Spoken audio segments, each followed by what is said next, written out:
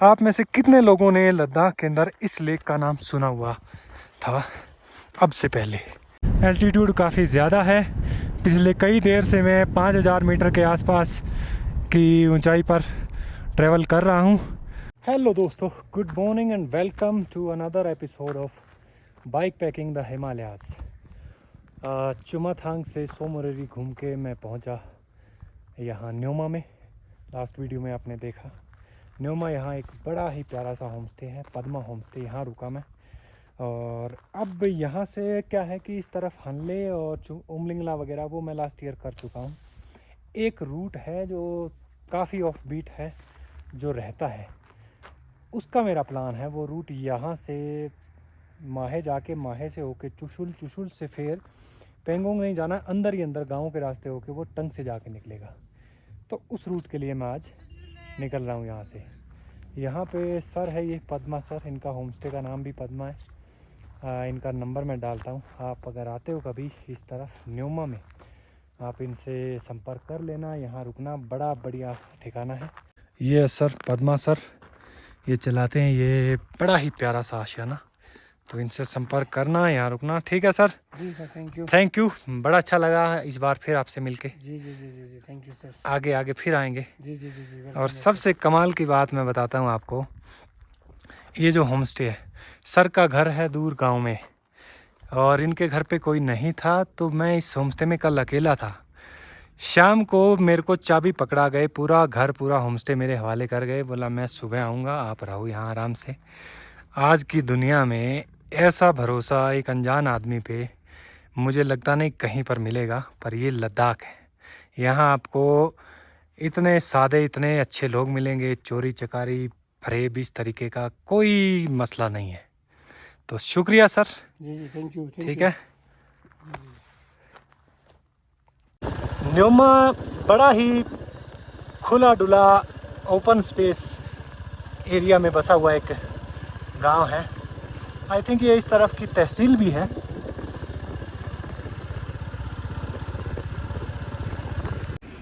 ये न्योमा का main road पर चौक, जहाँ पंजाबी ढाबा, इस पे नाश्ता करते हैं, पहले पेट पूजा हो जाए उसके बाद निकलते हैं। रास्ते में आगे पता नहीं कैसा होगा, कुछ मिलेगा कि नहीं। बढ़िया करारा पराठा खाया, साथ में दही राजमा, मात्र 60 रुपए में। 9:15 बजे हैं, बढ़िया मौसम है, धूप खिली है। यहाँ से 20 किलोमीटर वापस जाना पड़ेगा, माहे गांव आएगा एक, वहाँ से रास्ता डाइवर्ट होगा जो रूट आज मुझे लेना है।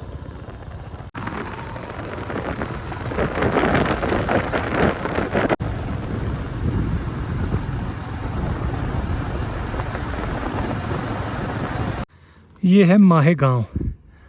ये ब्रिज क्रॉस करके ये रास्ता सीधा जाएगा ले, जिधर से मैं आया था। ले 175 किलोमीटर यहाँ से, और ये रास्ता इस तरफ न्योमा, हनले, उमलिंगला उस तरफ जाता है। यहाँ से न्योमा 21 किलोमीटर, जहाँ मैं रुका था रात में। और जिस नए रूट की मैं बात कर रहा था ऑफ बीट, वो है ये जाएगा यहाँ से चुशुल। चुशुल आई थिंक 75-80 के आसपास है। इस तरफ एक दो शायद झीलें भी आएंगी, एक दो पासिस भी आएंगे, और सारा का सारा नज़ारा हम देखेंगे।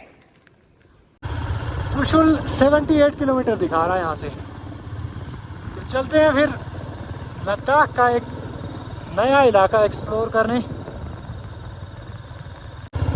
यहीं से मुझे लगता है किसी पास की चढ़ाई शुरू हो रही है। इस रूट में कभी नहीं गया, पहली बार जा रहा हूँ, तो जो कुछ आएगा सब कुछ एक नया अनुभव होगा मेरे लिए भी।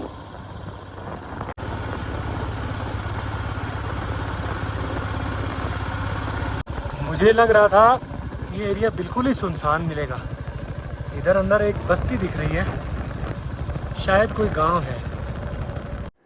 सूखे बंजर पहाड़ों के बीच एक छोटा सा ठिकाना ऐसा है जिसमें थोड़ी राहत की सांस मिलती है। कुछ एक ये झाड़ियाँ लगी है, बुशिस, और उस तरफ एक छोटा सा गांव है, वहाँ एक नन्नरी है। और इधर मैदान में घोड़े चल रहे हैं।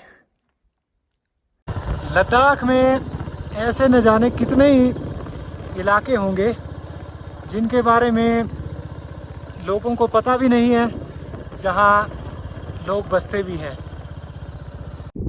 उस गांव के बाद जिगजैग वाली चढ़ाई शुरू हो गई है, घुमावदार। और यहाँ से प्रॉपर बढ़िया नज़ारा दिख रहा है, पूरा जो गांव, ये मैदान। ये खेत वाला तो एरिया नहीं लग रहा मुझे। यहाँ पर 2 जगह मुझे जो कैटल शेड दिख रहे हैं, पशुओं को चराने के लिए मेरे ख्याल समर टाइम में यूज़ करते हैं। और वहाँ पर गांव भी मुझे लग नहीं रहा ये प्रॉपर गांव होगा, ये नन्नरी है। मतलब बुद्धिस्ट शिक्षा देने के लिए जो नए नए मंक्स और नन्स तैयार होते हैं, उनके लिए एक इंस्टीट्यूट है आई थिंक। और इस तरफ काकसंगला नाम पढ़ा था मैंने, आई थिंक वो पास का नाम है जो आगे आएगा। चढ़ाई काफ़ी खड़ी है, बाइक का जो दम लग रहा है उससे पता चल रहा है। पास की हाइट भी काफ़ी होगी मेरे ख्याल में। चढ़ाई चढ़ते चढ़ते मैं एक पहाड़ के ऊपर पहुंचा हूँ। यहाँ बुद्धिस्ट फ्लैग्स लगे हैं। लाहौल स्पीति और लद्दाख में अमूमन ये होता है कि जहाँ ये फ्लैग्स आपको दिखें किसी पहाड़ के ऊपर, इसका मतलब कोई पास होता है, दर्रा। पर यहाँ नाम लिखा है बोर्ड एक या सो। तो लद्दाख में सो का मतलब होता है झील यानी लेक। और आने से पहले मैं थोड़ा सा देख भी रहा था इस रूट का मैप, तो उसमें दिखा रहा था एक झील जैसी वाटर बॉडी कोई, पर वो रोड से थोड़ा अलग दिखा रही थी। यहाँ रोड से तो कुछ दिखाई नहीं दे रहा, नीचे एक घास का मैदान जैसा दिख रहा है और इस तरफ नीचे कच्चा रास्ता है। तो मैं सोच रहा हूँ कि बाइक लेके थोड़ा इस तरफ चलते हैं, इस रास्ते पे देखते हैं, क्या पता उधर लेक। चलते हैं, देखते हैं ये रास्ता कहाँ ले जाता है। वैसे लेक इस तरफ ही मिले तो बढ़िया है। वहाँ से थोड़ा नीचे आने के बाद ये रास्ता यहाँ से यू टर्न ले रहा है और यहाँ बाइक रोक के मैंने इस तरफ देखा तो पहले थोड़ा पानी दिखा और फिर अंदर वाली साइड पूरी झील का व्यू दिख रहा है। वैसे इस तरफ से ये कच्चा रास्ता पता नहीं वो कहाँ जाएगा, उस तरफ एक आगे कुछ मकान है, हो सकता है वहाँ तक। बट मैंने प्लान किया कि बाइक यहीं खड़ी करके और इस तरफ से पैदल चलते हैं। तो क्या एक पतली सी पगडंडी जैसी दिख रही है मुझे और ऊपर से क्या है लेक का जो नज़ारा है वो ज़्यादा बढ़िया दिखेगा। या सो कमाल है। आप में से कितने लोगों ने लद्दाख के अंदर इस लेक का नाम सुना हुआ था अब से पहले? वहाँ से दिखने में नज़दीक लग रहा था पर है थोड़ी दूर का पैदल रास्ता। अब यहाँ से सिर्फ एक साइड, एक किनारा दिख रहा है लेक का और इस तरफ कोई पता नहीं है कि कितनी बड़ी होगी ये झील, कहाँ तक जाती है अंदर ही अंदर। पर वाह कमाल यार। हाँ काफ़ी बड़ी लग रही है यार मुझे। ओके, कच्चा रास्ता नीचे तक जाता है, 2-3 गाड़ियाँ खड़ी है, लोग जा भी रखे वहाँ। पर वहाँ से ज़्यादा बढ़िया मुझे ये लग रहा है क्योंकि यहाँ से जो नज़ारा हमें दिखाई देगा वो वहाँ से नहीं दिखेगा। ओह माय गॉड, क्या शानदार लेक है यार। साइज़ भी काफ़ी बड़ा है, चंद्रताल सूरजताल दोनों से बड़ी है मेरे ख्याल ये। इस तरफ भी लेक का ही एरिया है, इधर अब थोड़ा पानी सूख रखा है तो यहाँ तक है। अदरवाइज़ आई थिंक ये पूरा का पूरा एरिया लेक का होता है इसका। जब अर्ली समर में सारी पहाड़ों की बर्फ़ पिघल के पानी यहाँ इकट्ठा होता है तो। और ये बैकग्राउंड क्या कहने।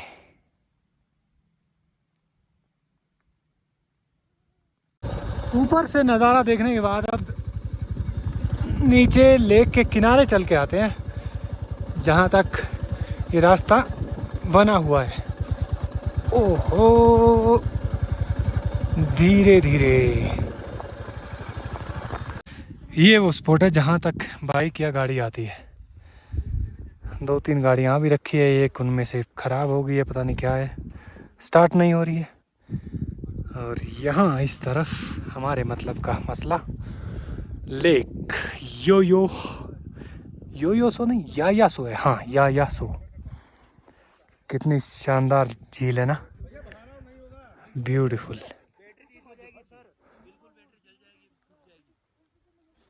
आप कभी इस लेक पर आते हो घूमने तो एक चीज़ का ध्यान रखना, कुछ भी, पहली बात तो कोशिश करना अपने साथ कुछ प्लास्टिक का ऐसा चीज़ लाना ही मत। और अगर लगा आपको कि प्यास लग गई या कुछ खाने का हुआ मन, तो यहाँ आपको डस्टबिन मिलेगा, उसके अंदर डालना। उससे भी बेटर होगा कि आप अपने साथ ही उसको वापस ले जाओ, इस डस्टबिन में भी मत डालो। यहाँ पे भी अब इनको आएंगे, एक जो भी लोकल कम्युनिटी है इनकी, वो इसको लेके जाएंगे उठा के। कई बार होता है ये फुल हो जाए जैसे, तो फिर लोग नीचे फेंकने लग जाते हैं, तो ऐसा मत कीजिए। कुछ भी लाओ अपनी गाड़ी में, बाइक पे साथ वापस ले जाओ। यायासो लेक घूमकर I am back on the road. अब देखते हैं आगे और कितने कमाल के कैसे कैसे नज़ारे हमारे इंतज़ार में हैं।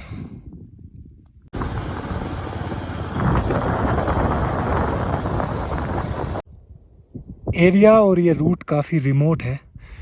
बीच में वो एक जगह नन्नरी आई थी, अदरवाइज़ कोई इंसानी बस्ती, ह्यूमन एक्टिविटी का नामो निशान नहीं है। रूट के ऊपर एक गाड़ी मिली है मुझे अभी तक सुबह से। लेक के बाद अब ये काकसांगला पास की चढ़ाई चल रही है। लेक से तकरीबन 20-21 किलोमीटर होगा वो पास।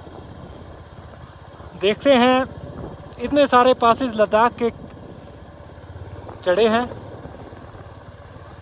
इस रूट पे जो भी पास आएगा वो नया होगा, और उसका एल्टीट्यूड भी देखते हैं कितना है।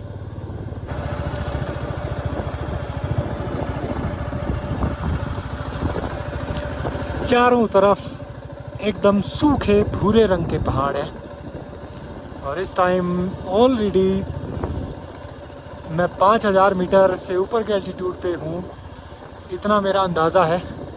ऑक्सीजन लेवल से ही पता लग रहा है।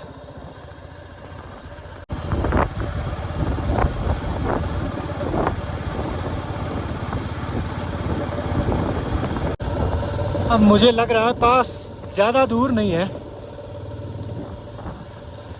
काफ़ी चढ़ाई चढ़ चुका हूँ मैं। और बाइक और गाड़ी कोई भी हो, तो चढ़ाई चढ़ते टाइम आप इंजन की आवाज़ से पता लगा सकते हैं कितना ज़ोर लग रहा है। वाह, मेरे राइट साइड में नीचे जो खुला मैदान है, बहुत सारे याक चल रहे हैं उसमें। थोड़ा नज़दीक जाके देखते हैं। ये देखो नीचे खुला मैदान है, इतनी हाइट के ऊपर ठंडी हवा चलती है, मगर फिर भी ये दिन रात यहीं चरते रहते हैं इन दिनों। ये जानवर बना ही ऐसे इलाकों के लिए है, इतने हाई एल्टीट्यूड के लिए। ये आ गया है काकसांगला पास। देखते हैं, बोर्ड है एक छोटा सा। फाइनली मैं पहुंच चुका हूं काकसांगला पास, और इसका एल्टीट्यूड है 17,851 फीट। ये तंगलंगला से भी ऊंचा है। हवा बहुत तेज़ चल रही है। आज पहली बार मैं माइक को टेस्ट कर रहा हूँ इतनी तेज़ हवा में, पता नहीं आवाज़ कैसी आ रही है। आई होप कि नॉइस जो विंड की आ रही है वो आवाज़ को डिस्टर्ब नहीं कर रही है। अगर ऐसा है तो माइक कामयाब है अपने लिए। यहाँ से 360 डिग्री का एक व्यू देखते हैं और चलते हैं। एल्टीट्यूड काफ़ी ज़्यादा है। पिछले कई देर से मैं 5000 मीटर के आसपास की ऊंचाई पर ट्रैवल कर रहा हूँ, और ये इस तरफ से रास्ता नीचे उतरेगा चुशुल के लिए। नज़ारा बहुत ही शानदार है। और इससे भी शानदार बात ये है कि इस तरफ जिधर मुझे नीचे उतरना है वहाँ पर एक झील और दिखाई दे रही है, अगर आप देख पा रहे हैं फ्रेम के बिल्कुल बीच में। थोड़ा जूम और करते हैं, वो देखो कमाल, शानदार, मज़ा आएगा। देखते हैं वो कितनी बड़ी और कैसी लेक है, उसका नाम क्या है वहाँ जाके ही पता लगेगा। पर ओवरऑल रूट बहुत शानदार है, इतना कुछ देखने को मिल रहा है। काकसांगला। अब यहाँ से नीचे उतरने का टाइम हो गया। और नीचे जो लेक यहाँ से मुझे दिखाई दे रही है काफ़ी बड़ी है। जो पास से पीछे जो लेक देखी थी उससे तो कई गुना बड़ी लग रही है। ये रूट इतना ऑफ बीट और इतना रिमोट है कि पूरे दिन में अभी तक मुझे 3 गाड़ियाँ मिली हैं। एक आर्मी की थी, एक टूरिस्ट और एक लोकल, और 2 बाइकर मिले हैं जो चुशुल गांव से इधर जा रहे थे जिधर से मैं आया हूँ।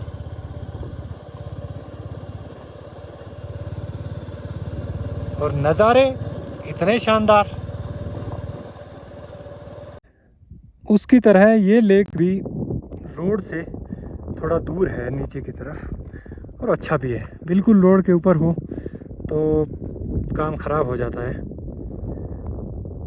शानदार, इतने सारे पहाड़ों से घिरी हुई, और इन सब की बर्फ़ पिघल पिघल के यहाँ नीचे जमा होती है, जिससे ये झील क्रिएट हो रखी है।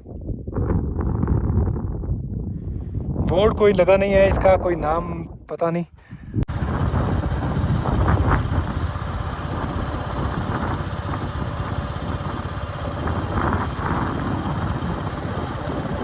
इस छोर पर आके लेक का नज़ारा और ज़्यादा खूबसूरत दिखाई दे रहा है, क्योंकि इसके बैकग्राउंड में वो बर्फीले पहाड़ हैं और लेक का जो पूरा का पूरा स्पेस है वो भी दिखाई दे रहा है।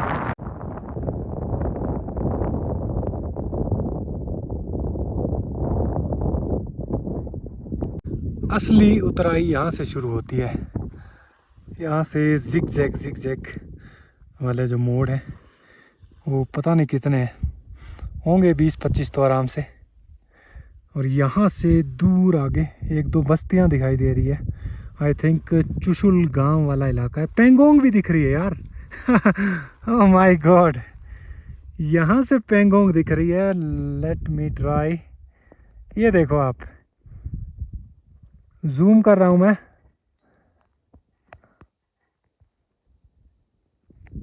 ओके, ये जो फ्रेम के ठीक बीच में नीला नीला सा वो पैच दिख रहा है ना, ये पेंगोंग लेक है। जिगजैग उतर के अब एक सीधा रोड है इस माउंटेन के एज पे, और नीचे पूरी की पूरी वैली सारी ड्राई है। इसमें कोई रिवर तो नहीं, पर एक छोटी स्ट्रीम, नाला जिसे कहते हैं, वो दिखाई दे रही है। अभी तक हमारा था सड़क थी, आगे का पैच भी ये ताज़ा बना है अभी, आजकल में ही मतलब इसका काम थोड़ा बहुत और चल भी रहा है।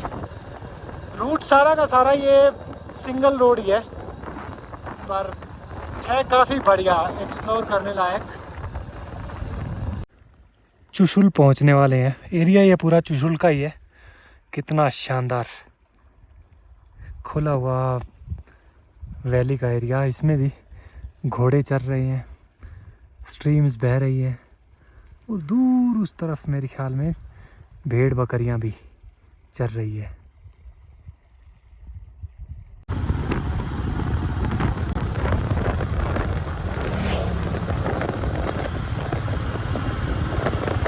दो बजे मैं पहुंचा हूं चुशुल। यहाँ इस तरफ एक कैफ़े है अपना आर्मी का ही, वहाँ पर एक डोसा खाया।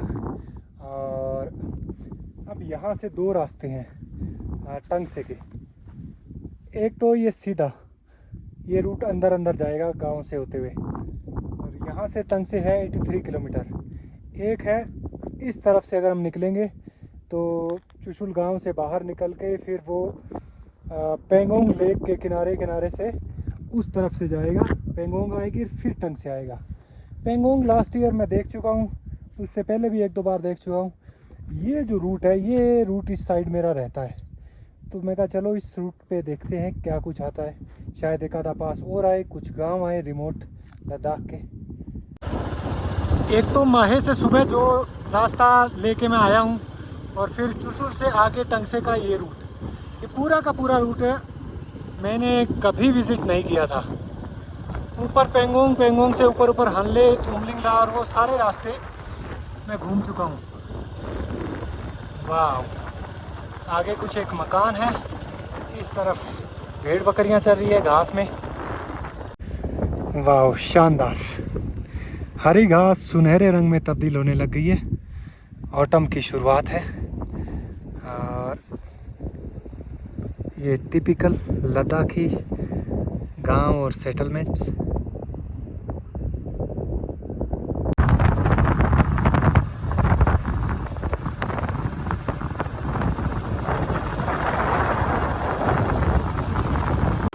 मेरा पक्का अंदाज़ा है एक पास तो ज़रूर आएगा टंगसे से पहले।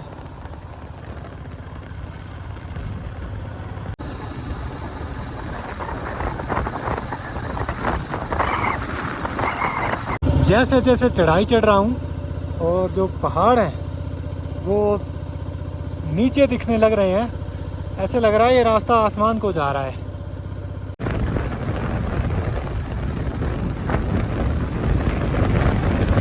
इधर से मैं जब आ रहा था चढ़ते चढ़ते तो दूर से मुझे ये एक बिल्डिंग दिखी और मैं सोच रहा था कि इतनी हाइट पे जहाँ दूर दूर तक कुछ भी नहीं है, गांव बस्ती नहीं है, ये इकलौता घर जैसा किसने बनाया होगा। आगे भी इधर कोई नहीं है। फिर यहाँ रुक के 2 मिनट ऑब्ज़र्व किया और जो फ्लैग्स लगे हुए हैं और फिर इसके जो चारों तरफ ये एक कच्चा क्रॉस करने का रास्ता जैसा बना हुआ है, तो मेरा अंदाज़ा है ये बुद्धा जी का कोई पूजा का स्थल है। यहाँ लोकल लोग हैं वो आते हैं और इसके चारों तरफ एक फेरी दे के और फिर आगे के सफ़र पे बढ़ते हैं। और ये जगह असल में एक पास है, माउंटेन पास लद्दाख का, काजू कोंगटला, 16,626 फीट की ऊंचाई पर। कमाल है, इन पासेस के नाम तो मैंने भी नहीं सुने हुए थे अब तक।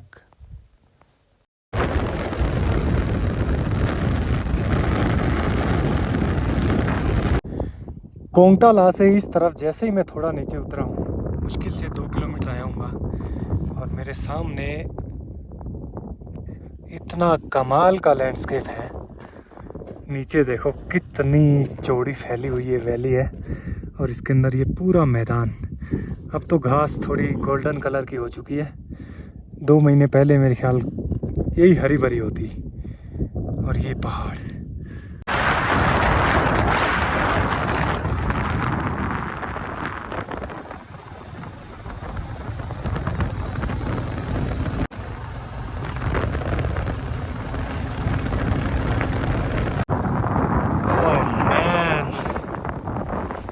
व्हाट इज दिस, क्या कहें बताओ अब इस जगह के बारे में।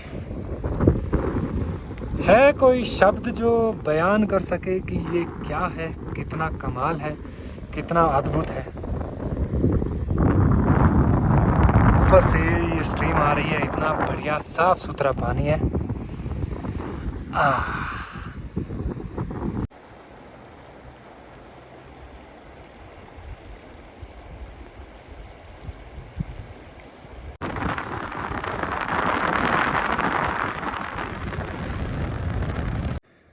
चुशुल से तकरीबन 40 किलोमीटर आगे काफ़ी बड़ी और फैली हुई वैली है और इसके अंदर आया है पहला गांव चुशुल के बाद। इसका नाम है आई थिंक बर्मा।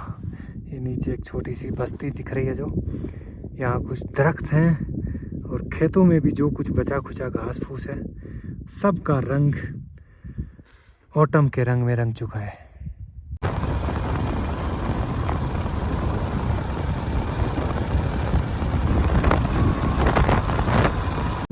बहुत ही शानदार वैली है ये। इधर देखो मैदान में याक चर रही हैं जहाँ तक नज़र जा रही है। बीच में पूरा मैदान है और उसके पार वाली साइड भी कुछ एक स्ट्रक्चर्स बने हुए हैं, वैसे ही इस तरफ है। ये देखो एक सिंगल कमरा और उसके बगल में ये पत्थरों से छोटी सी दीवार बना रखी है ऐसे। ये देखो ऐसा ही यहाँ, ऐसा ही वहाँ, ऐसा ही वहाँ है और सड़क के उस पार भी इस तरीके के ही बन रखे हैं। ये पशुओं के लिए ही बनाते हैं ये इस तरीके की फेंसिंग, चाहे भेड़ बकरी हो या याक को भी अगर रखना हो उनके लिए। कमरे में शायद खुद सोने के लिए या कुछ ज़रूरी सामान रखने के लिए ये बनाते हैं। समर शेल्टर कह सकते हैं। जब समर टाइम में शेफर्ड लोग ये अपने याक को चराने के लिए, भेड़ बकरियों को चराने के लिए ऐसे इलाकों में आते हैं। कई दूर दराज के ऐसे ऊंचे गांव जहां पर घास फूस नहीं होता हो।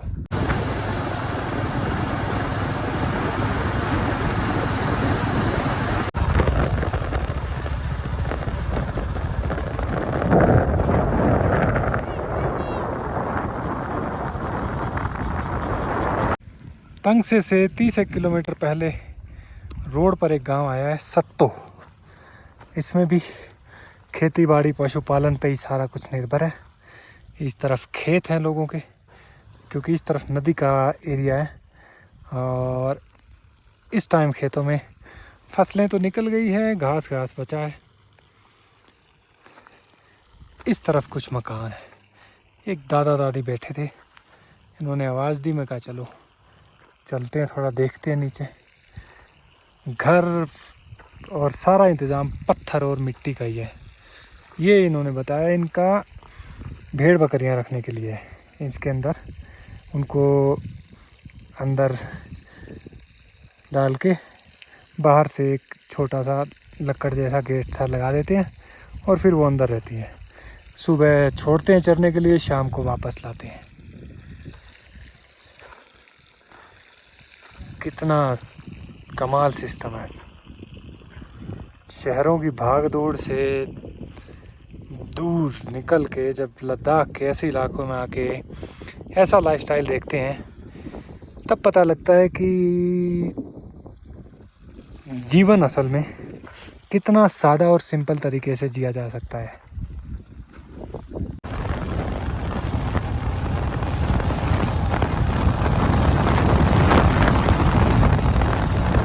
क्या शानदार सफ़र रहा यार आज का।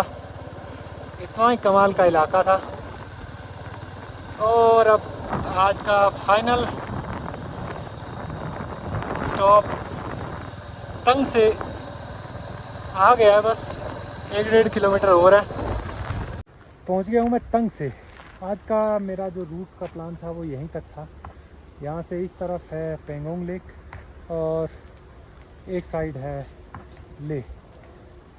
5 बजने में भी टाइम है और मैं सोच रहा हूँ कि यहाँ पर एंड करके और अब ले के लिए मैं निकल ही जाता हूँ क्योंकि एंड में मुझे ले पहुँचना है यहाँ से और उसके बाद ही आगे का सफ़र होगा। कल शाम को तंग से मैं सीधा ले की तरफ निकल पड़ा था वापस।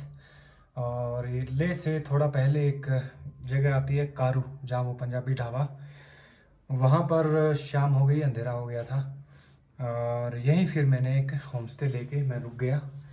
और अब यहाँ से मैं निकलूँगा ले और वहाँ से फिर एक और रूट है जो रहता है और बड़ा ही ऑफ बीट और कमाल का है। तो मिलते हैं अगले एपिसोड में नए सफ़र पे।